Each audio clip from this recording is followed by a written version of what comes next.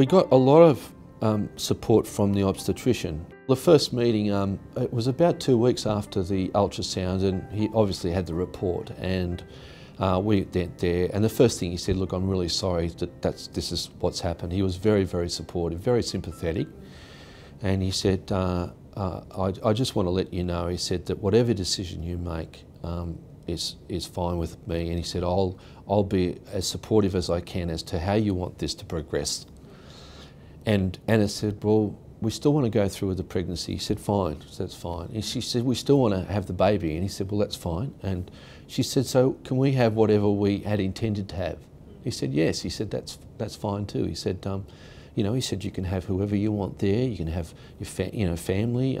Kevin can be there. You can have your girls there. He said, look, whatever you choose to have, you can have. And I remember saying, there's no way that, you know, that we can fix this. And he said, no. This became so difficult for me to realise this is one of those things I had no control whatsoever over.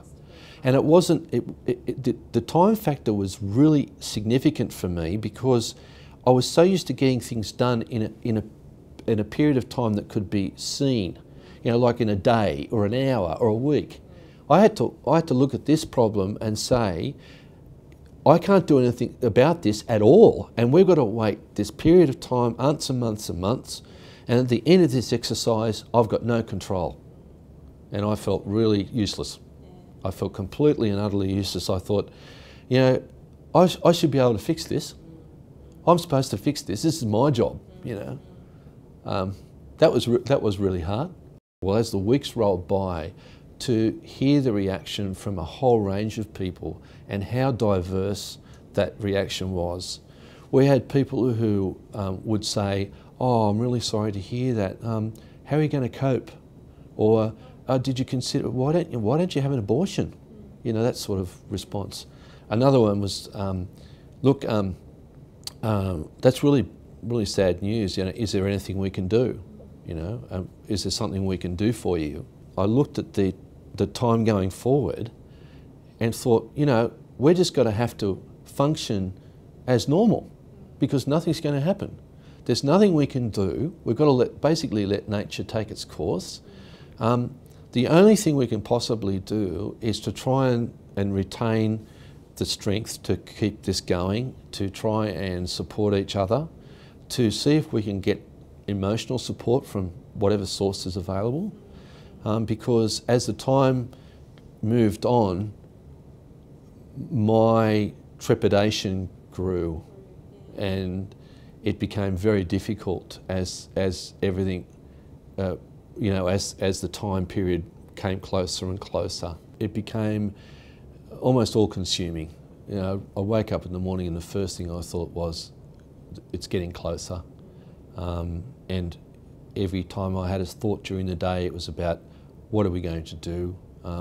Is there any chance? I was praying, I was asking God for a miracle. I was saying, maybe, you know, things are going to change. Maybe it's not as bad as they say and we'll get a fantastic shock, you know, great shock.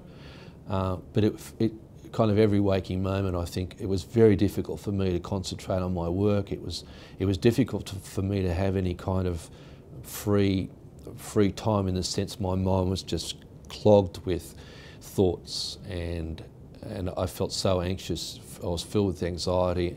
She felt inadequate as a mother because she blamed herself. She said, there's something wrong with me. My body, that's what she said, my body's responsible for producing this child, and there's something wrong with me to make this child have this problem. And so we spent a lot of time trying to talk to each other about the lack of blame, and sort of saying, you know, she was telling me, it's not you, you're not to blame, and because you can't fix this doesn't mean you're useless. And I was saying to her, your body's not the problem, it's just it's nature.